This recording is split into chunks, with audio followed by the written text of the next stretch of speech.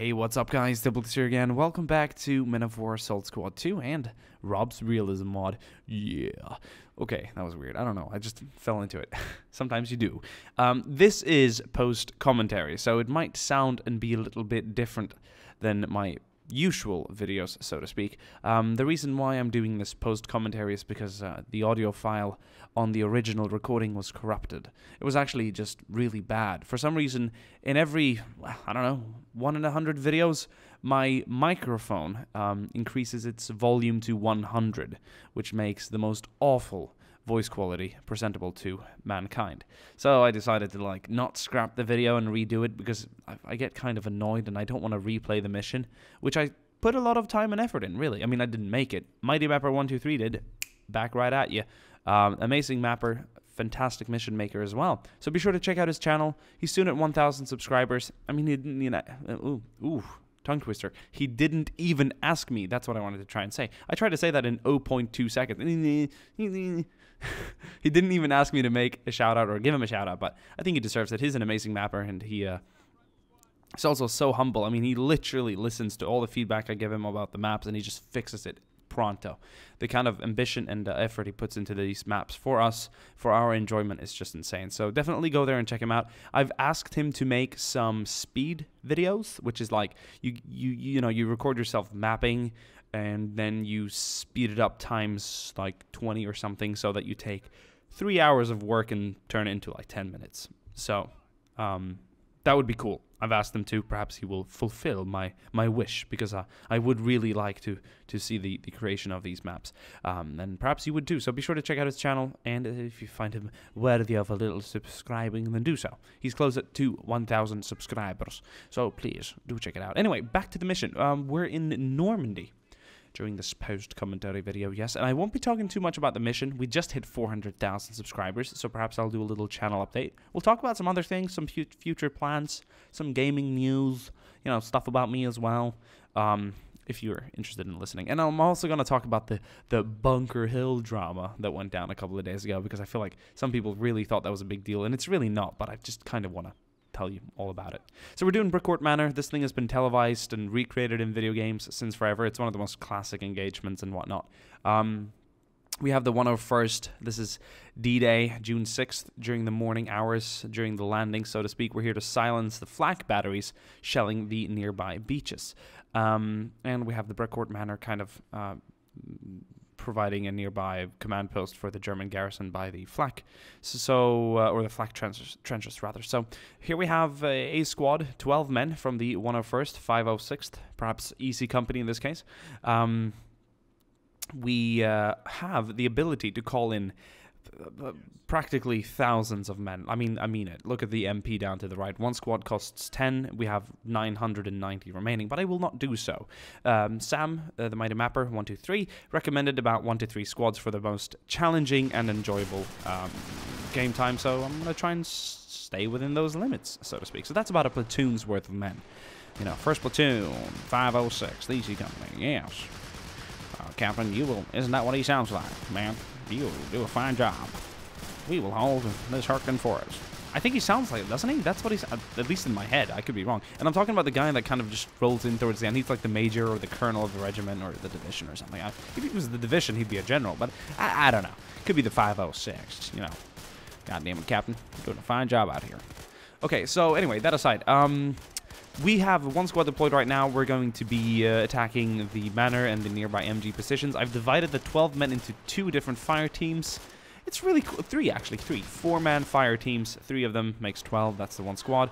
1 man down already, which is a shame. But throughout this entire mission, I will be practicing a lot of maneuvers and skill. And I'm really putting my skills to the test here to make...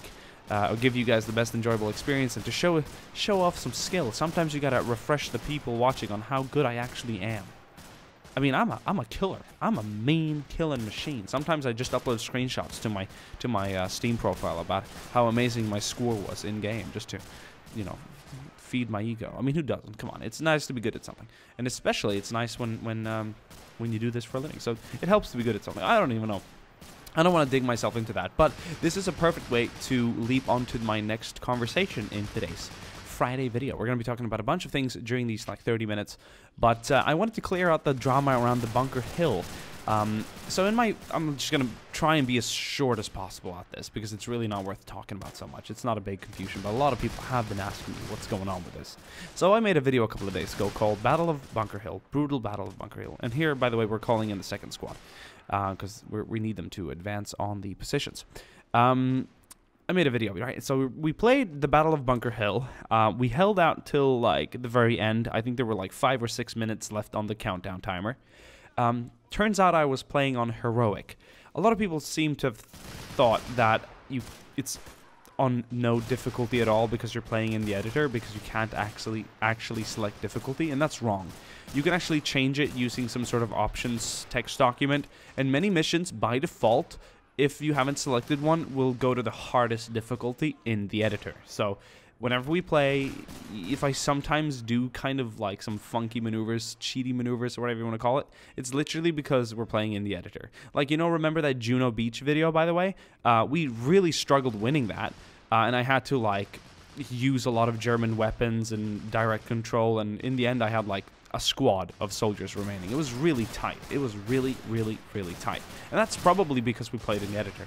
I think I was expecting an easier game during that time, and the developer of the mod and map himself said it was actually rather easy, and I was like expecting more of a cakewalk, but not at all. We had a tough time winning that mission, but we did it with the usage of a lot of German equipment. I think Germany's own equipment actually saved us that day.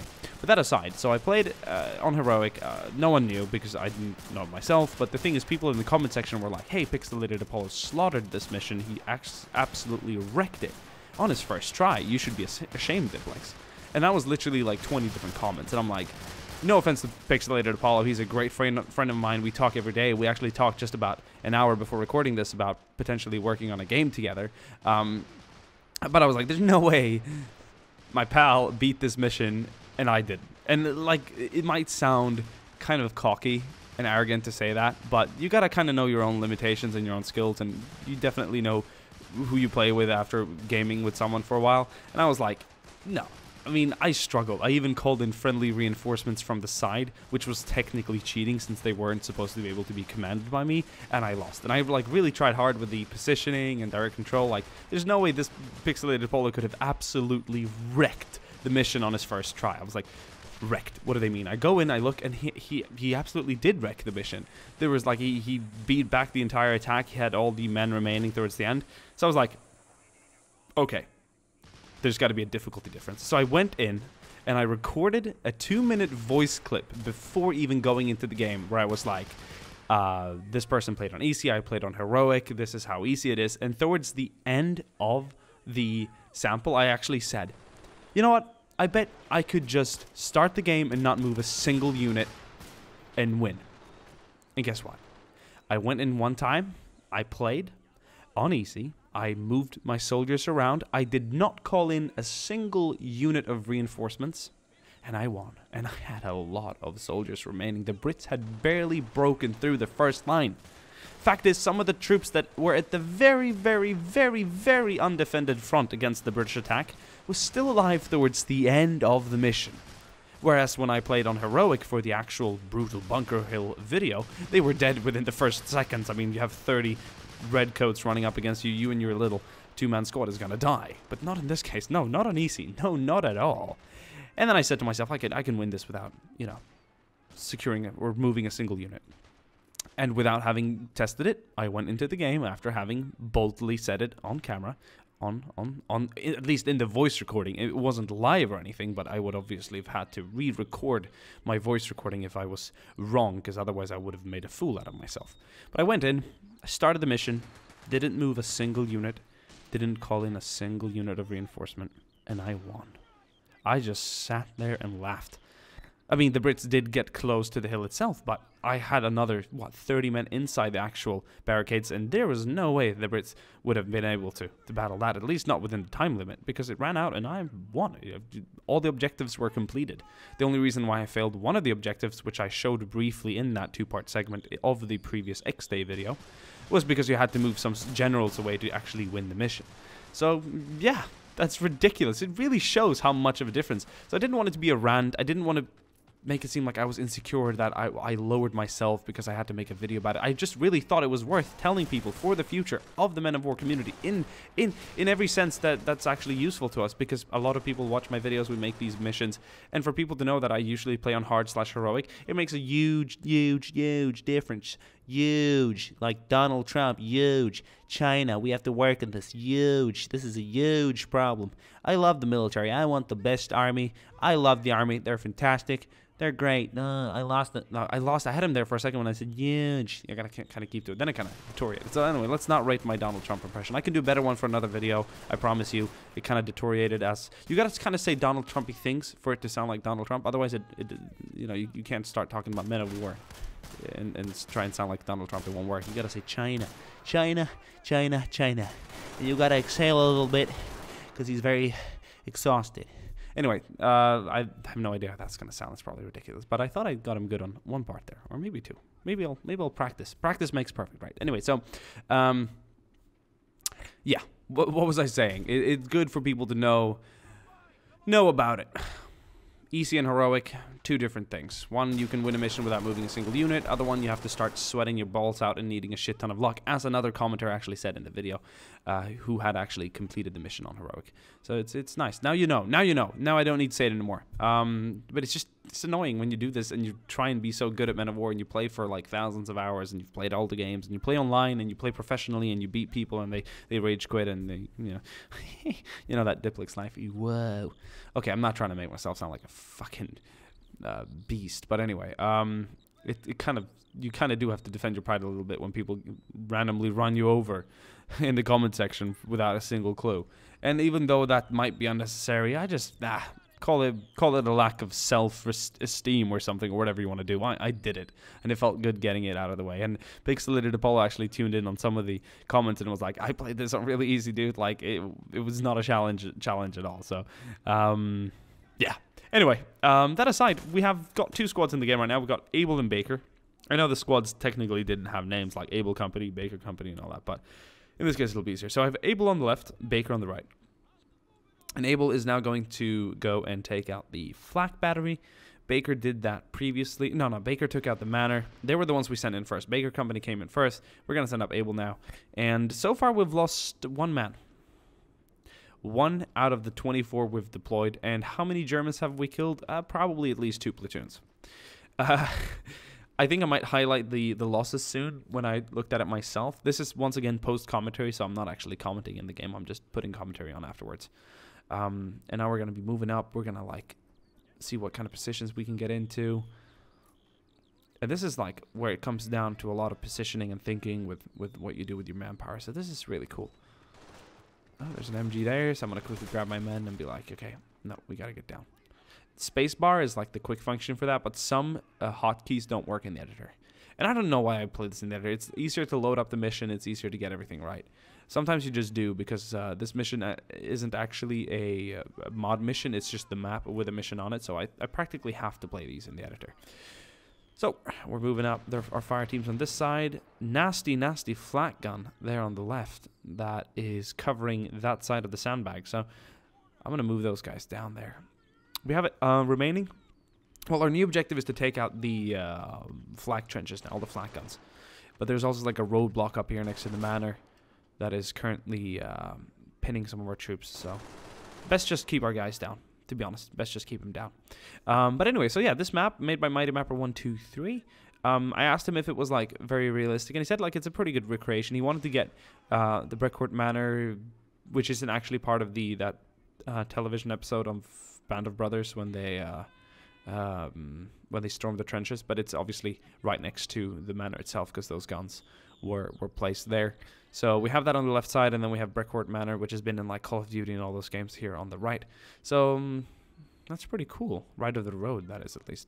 Geographically, not 100% correct, but in many ways, obviously still very plausible in terms of the layout of the flak trenches and the unit composition and all that. So you could definitely brand it as an historical battle, by all means. So very cool indeed, very cool indeed. Excited to see what he's going to be pumping out in the future. So now we've talked about the Bunker Hill misunderstanding, the difficulty. I've talked about my this mission a little bit, what we're going to do here. We talked about post-commentary stuff. Oh, well, 400,000 subscribers, by the way. That's fantastic. Jeez, it's a big number, and now it's boring to be back at 0 again, because now it's going to be another 100,000 until we hit, you know, obviously 500,000, which is 500,000. Hopefully the way there will be quicker than previously. I mean, in 1 year I've gained 170,000 subscribers. 170,000 subscribers in 1 year. In 1 year. Oh, that's just crazy when you think about it, isn't it? Because it's just insane. It's insane. I've been doing YouTube now for 6 years, and in 1 year I've got almost double the amount of subscribers that I had gotten in the previous 5. So content really shows. I mean, there's stories of YouTubers who can get like 2 million subscribers in a year, or 4 even. I think that guy Ricegum or something, whatever his name is. I don't really watch all too many other YouTubers because there's so many, and so many of them just make the same content. Got an insane amount, and yeah, I guess it really just depends on what you do, to be honest. Currently, Men of War and strategy gaming in general isn't huge, but the amount of views and the amount of attention YouTubers like myself and Pixelated Apollo get for playing these kinds of games is just fantastic. Total War used to be close to dead. I mean, you could get some views on some specific videos, maybe some interesting mods, and especially like just some preview videos and battle videos, but generally Total War campaigns were dead. And correct me if I'm wrong, but I still don't think people are all too interested in the campaign side of things. They want to kind of play that themselves. They're more interested in mod previews and epic battles and massive battles and all that stuff, which is a bit more of a clickbaity side of Total War. But it's interesting to see that multiplayer battles and cool things of otherwise fairly vanilla scenarios in the regular games can get so many views nowadays. Before then, it was like big to get 10,000 views on a Total War video. It was. I came in doing Shogun 2 6 years ago in 2011, kind of when like Heir of Carthage, Prince of Macedon, and Lionheart were like the only people worth knowing about when it came to Total War. And then there were a few other smaller YouTubers who also did multiplayer battles, but in general the community was just so much smaller. Nowadays it is just expanding quickly, and it's really cool to see. Perhaps Total War can be a really big thing on YouTube, which is in many ways it is, but not, you know, it's not a million subscriber business yet. Strategy gaming in general is not. It'd be interesting to know if you guys got any other favorite like RTS YouTubers out there who play strategy games in the way that I do. And we're not talking like StarCraft 2 or stuff like that. We're talking like historical or more in-depth, less arcadey strategy games. Then let me know, and I'm interested to check their channels out and see what kind of content they produce, because it'd be really cool. I do feel like it's hard to find all too many YouTubers who's into collaborations on strategy games and stuff, at least what I play on. So cool. Just clearing out the trenches now with a kind of a specific maneuver that I've developed. We're just once again doing fire teams, and the people move units around in like 12-man squads on battlefields, and that's the worst thing you can do. Split them up to 4 or 5 people, get them in different angles, and you will get some serious firepower. Watch how we butcher the platoons and platoons of German infantry defending this. It's almost quite easy, and it's all because our positioning. Positioning is key, especially when doing a defense. You can give me 30 men, and I'll set up a defense that's as good as 90. Compared to a very novice player who will just like line them up in a line. I mean, everything is about positioning in this game. And once again, do not mean to sound arrogant in terms of that, but I'm just trying to point out that that knowing about positioning and how you can, you know, at best spread out your men is key. It really is key. This game has so many real-life military values in mind when it comes to flanking fire and covering and suppressing that it's actually rather insane. So, yeah, cool stuff. First-person shooters. Did you know that I'm really good? I play so much strategy games, but I have the reflexes and vision of a freaking MLG gamer. Seriously. I've played some Day of Infamy recently. I've played a lot of Rising Storm Vietnam, and I'm like really snappy and twitchy for playing kind of slow strategy games. So it's kind of nice knowing. Now we're being counterattacked from all directions. And this is the shitty part for some of my poor airborne soldiers here. We're just sending them into... This is a able squad. just being sent into different positions, and we're sending up Baker now as well to give them different positions. But there's a Tiger tank rolling down the center, so we can't really cross the road. So Baker is cut off on the right side here, and we have Abel on the left. And this is just really, really cool. Abel is now held up in trenches. I do think they took a few casualties. We were at 1 previously. Now we're probably more at like 4, because of the fact that they were so like flanked out. We're also gonna try and hit up this Tiger tank that's rolling down the center. 1 hit, boom. Did not destroy, but we're gonna give it another go. I am so excited. Bazooka ready, and zoop. That was a good one.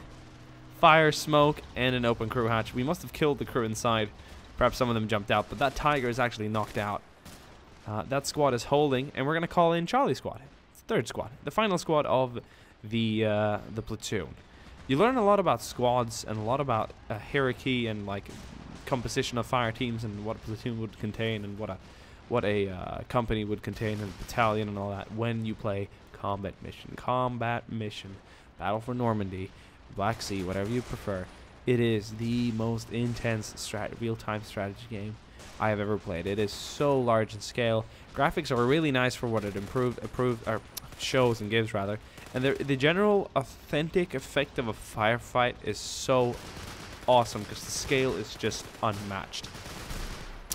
So yeah, check that out if you're interested. I have many videos on my channel that you can of course visit if you need a little refresher on that.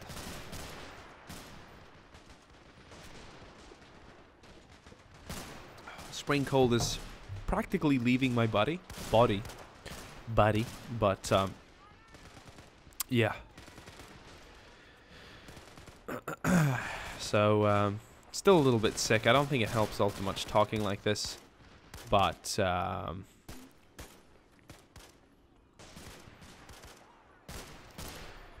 yeah. Okay, so people moving around here. Charlie squad wrapping up the remnants of the attack. There's still a lot of infantry by the Tiger tank, but we're kind of chasing off the Germans here on the left side. And so far, God, how many casualties have we taken? I'm not entirely sure, but I think we're on the good side. Counting men here just to make sure everyone's present and accounted for. Sir. Donald Trump speaks like this. I'm joking. I probably not, but you know, like I'm not trying to offend anyone either. I mean, I don't mind either of the. I mean, I don't really get involved too much with politics that don't concern me. But yeah, I just don't. I like to impersonate. I think that's funny. Anyway, we're gonna look at the tank here, and I've never done a Donald Trump thing before. I'm pretty good at doing the Joker. I'm very good at doing the Joker actually, but I'm not gonna do it now because then I'm gonna be tested to a point where I'm not comfortable with, and people are going to be like, let's bring up the Joker impersonation protocol and see if he fulfilled these points. I'd rather do it just on a hip, you know, and there's a few other characters that I can do really well, but Donald Trump, that's a new one. Generally not political characters. I liked Obama. He was fun to do sometimes too. It generally comes down to the way they speak, not how they sound. And I'm not going to do that either now because now I mentioned him. The only reason why I brought up Trump is because I kind of got into a nasal, exhausted sounding voice for a second there, and I thought it was just and I'm not trying to offend anyone, of course not, I'm just saying facts are facts, and it kind of sounded like him, so I was like, hey, I'm doing a little Donald Trump here. Anyway, so yeah, no, you're stupid. I'm trying to think. Oh god, okay, let's just focus on this. I'm cringing myself away here because I'm like, doing this, the kind of impersonation practice should be done to yourself and not a live audience, because you're all going to be watching this and you're going to be I better show my 1 week of skill instead of one 10 minutes of skill, so to speak. So we're wrapping it up now. The timer is counting down. What are we looking left at? A minute. I don't remember it taking so long, but Baker's fine. Abel's squad's fine too. Charlie's mopped out all the retreating Germans. They were trying to head that way. Is that north or south? I can't see. Preview window is too small. So we're going to be sending them up in a wave just to mop up the rest. We do still have Germans by the Flak gun. Obviously. Also worth taking care of.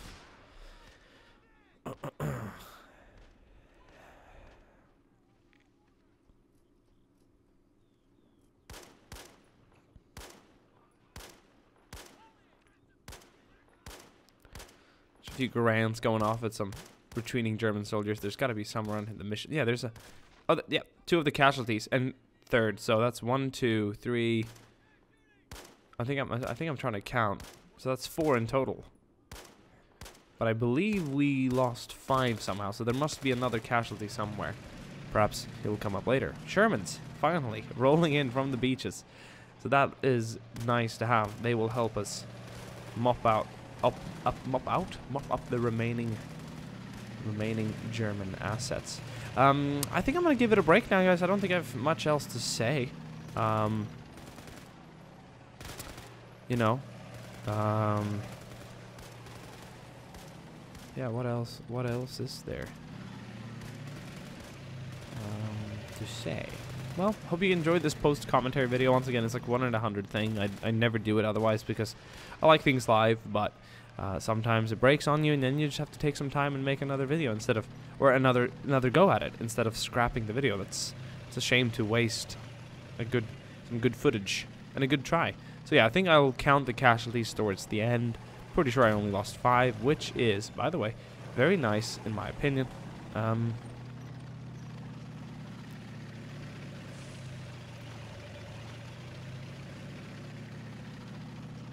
We're only up. Yep, that's a Flak. Still firing away.